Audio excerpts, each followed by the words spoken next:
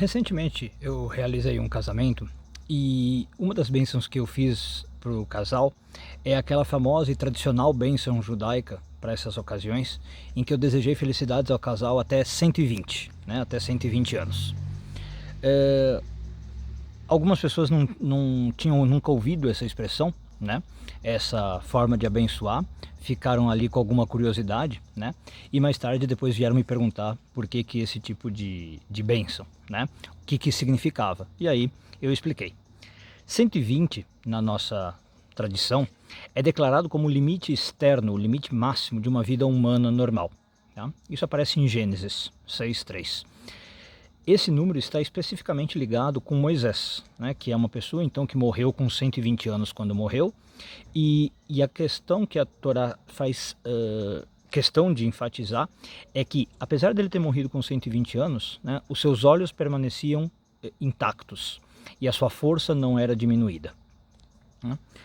Então, juntamente com Abraão, que é um homem de personalidade, aliás, e circunstâncias muito diferentes de Moisés, na Cabalá, inclusive, eles são dois opostos, né?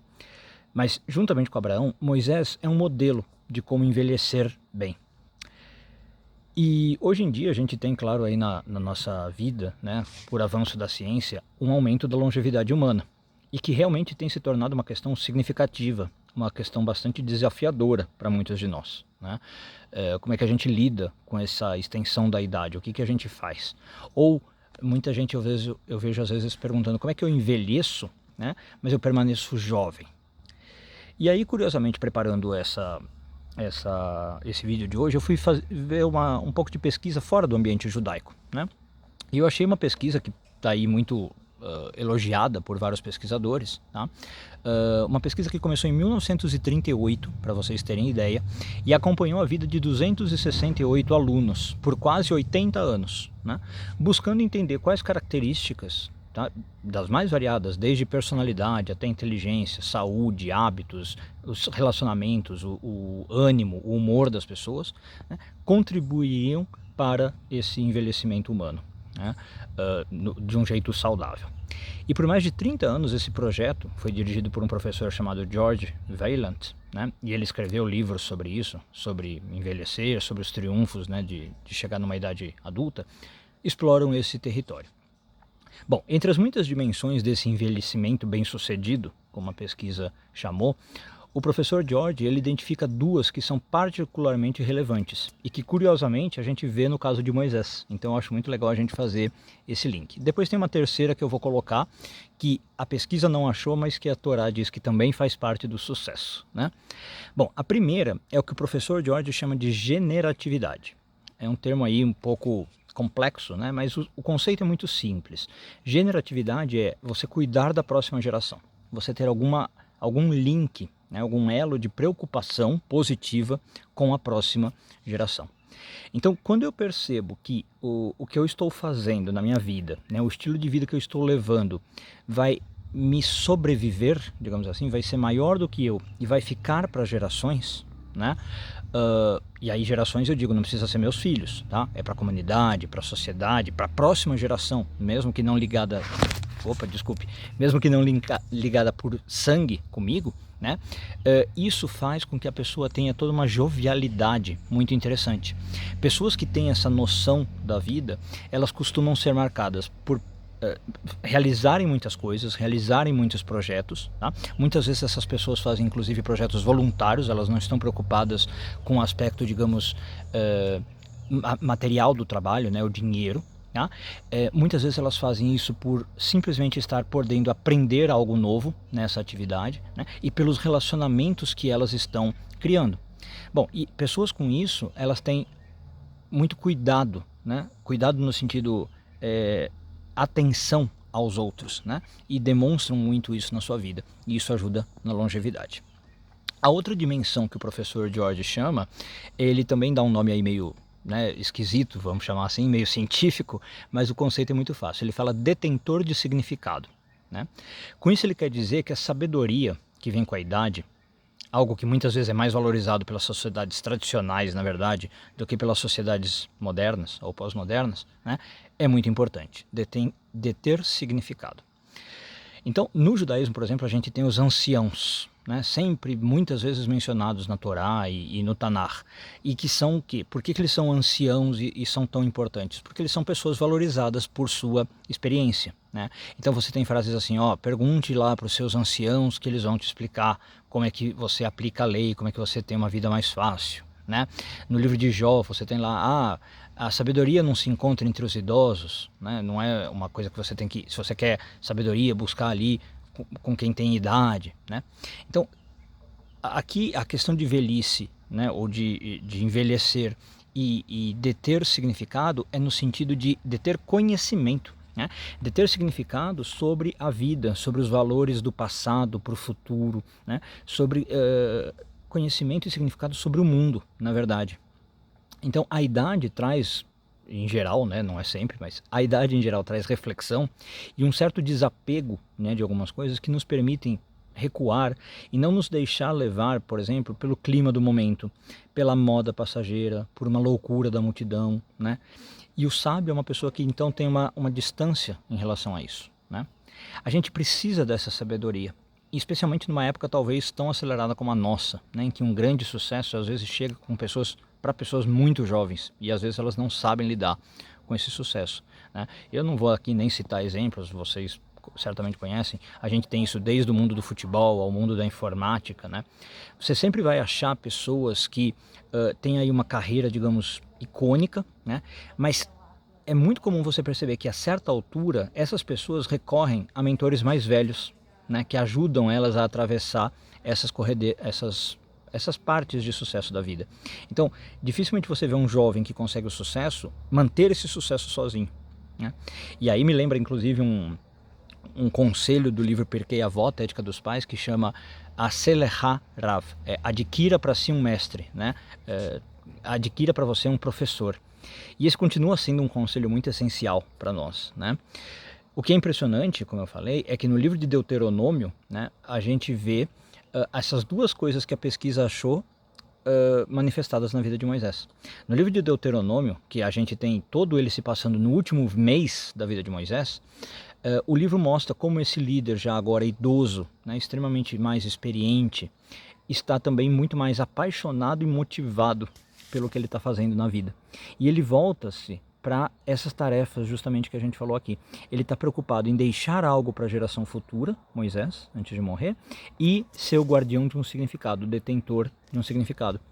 Se Moisés fosse uma pessoa talvez não muito resolvida com a sua velhice, como a gente está falando aqui, ele podia muito, né, facilmente retirar-se para um mundo isolado de reminiscências, ficar ali lembrando da vida que ele teve, relembrando conquistas de uma vida que com certeza foi extraordinária, se sentindo honrado por ter sido uma pessoa escolhida por Deus, né, para ser uma pessoa que conduziu todo o povo da escravidão para a liberdade. Digamos, Moisés podia encerrar a vida dele deitando em louros, né, falar assim, ó, eu já fiz muito, já fiz o suficiente e tal. Ele podia também, se ele fosse talvez mais pessimista, fazer o oposto, né? Podia chegar no fim da vida refletindo sobre os erros dele, sobre os fracassos, né? Talvez principalmente o fato de eles nunca terem entrado na terra de Israel, por ter, né, precisado andar 40 anos no deserto, quando não precisava tudo isso, né? E certamente a gente conhece pessoas que diante talvez de uma velhice, ou, né, chegando aí numa idade mais avançada, passam por essas duas coisas, né? Ou são assombradas pela sensação de que não conquistaram alguma coisa, o reconhecimento que elas mereciam, o sucesso que elas queriam, né? Que talvez elas até sonhavam desde quando elas eram jovens, ou ficam assim já, ó, legal, eu cheguei na minha velhice e estou satisfeito. Mas Moisés não fez nenhuma dessas duas coisas, como eu falei, né? Apesar de estar com 120 anos e prestes a morrer, ele não está preocupado em ficar olhando para o passado, nem de modo positivo, nem de modo negativo. Em vez disso, nos seus últimos dias, ele está preocupado, ele volta sua atenção para a próxima geração, né? E ele assume um novo papel, ele fala, eu tenho que fazer algo ainda para os que vão ficar depois de mim. E agora não é mais o Moisés libertador, o Moisés legislador, né? Ele só assume a tarefa, que aliás no judaísmo a gente chama ele de Moshe Rabbeinu. O que é Rabbeinu? Nosso mestre. É ali que ele assume a sua tarefa de mestre, né? E foi de certa forma, se a gente parar para pensar, a sua maior conquista, né? Como eu falei, ele não teve a conquista talvez que muitos esperavam de ele entrar na terra de Israel. Mas essa conquista de ter uma grande liderança, sim, ele teve, e maior do que todos os outros. Ele, nessa idade, está dizendo aos próximos israelitas, aos jovens israelitas, quem eles eram, de onde eles tinham vindo, qual era o seu destino, né? Ele deu leis para esse povo, né? Mas fez isso de uma nova maneira agora no livro de Deuteronômio. É diferente do que aconteceu até o livro de Números, né? Não é mais agora uma ênfase no encontro divino, como acontece em Levítico, né? Não é mais uma ênfase em sacrifícios, como acontece em Números. Agora ele dá essas leis com toda uma nova perspectiva, com um contexto muito mais social. Se você olha o discurso final de Moisés, ele fala sobre justiça, ele fala sobre cuidado com os pobres, você ter consideração pelos seus funcionários, né? Você amar o estrangeiro. E ali, no livro de Deuteronômio, ele acaba expondo os fundamentos da Kabbalah, né, da fé judaica também, de uma forma muito mais sistemática do que em qualquer outro livro. Inclusive, Deuteronômio é considerado meio que uma repetição de toda a Torá. Mas não é só uma repetição, é com esses traços que eu estou falando. Em Deuteronômio ele fala sobre o amor de Deus pelos ancestrais, exorta o povo a retribuir esse amor de todo o coração, com toda a sua alma, né? Ele renova o pacto do povo com Israel. Percebe? Ele faz um monte de coisa. Não vou aqui até ficar me estendendo, senão eu realmente faria um vídeo enorme sobre isso. Mas o que ele está mostrando? O significado dessa generatividade, né? Deixar um legado que vai ser maior que ele, né? E o que significa ser um guardião de significado. Convocando toda a sua sabedoria de 120 anos para refletir sobre o passado e sobre o futuro e deixar isso de ensinamento para os jovens, né? Presenteando os jovens com uma longa experiência. Ele fala, olha, tudo isso que eu tenho comigo eu não vou levar, eu vou deixar para alguém, eu vou deixar para esses jovens, né? Então ele está literalmente mostrando, né, encarnando o que é o exemplo de envelhecer mantendo-se jovem, o que é envelhecer bem. E aí, como eu falei, no final dos 120 anos, né, quando ele morre, a Torá faz questão de dizer que os olhos de Moisés não se obscureceram, né, a luz dos olhos dele não ficaram escuras e a sua energia vital, a sua vitalidade não era menor. Né? Então, isso aqui não é simplesmente uma mera descrição física. Essa energia e essa luz nos olhos é uma energia espiritual. É o jeito que a Torá tem de falar de algo aí extremamente sublime. Né? A gente está falando de uma pessoa que não perdeu aqui o idealismo da juventude, a paixão pela vida, o amor pelas responsabilidades de liberdade, né? de ensinar o que realmente importa para um povo. Ele realmente está encarnando esses ideais. Então, como eu disse, seria muito mais fácil talvez ele abandonar esses ideais, e principalmente quando ele viu talvez como é difícil você colocar esses ideais no mundo, né? Mas aí você poderia acabar numa velhice assim, cínico, amargurado, desiludido, desamparado, né? Desanimado. E isso é um tipo de morte espiritual. Você viver desse modo é você, na verdade, não estar vivendo. Agora, as pessoas que não desistem, as pessoas que nunca desistem, né, e que mantêm essa paixão e esse ardor, as pessoas que ainda veem um mundo de possibilidade ao seu redor, encorajam os outros, né, e tentam compartilhar o seu conhecimento e mantêm a sua energia espiritual, essas são as que estão vivas, né? Essas são as que envelhecem com jovialidade. Tá? Então essas são as pessoas que conseguem de certo modo até superar a morte. Não a morte física, isso a gente ainda não conseguiu, mas certamente a morte espiritual, como eu falei, uma questão de energética, né? Uma questão de sutileza.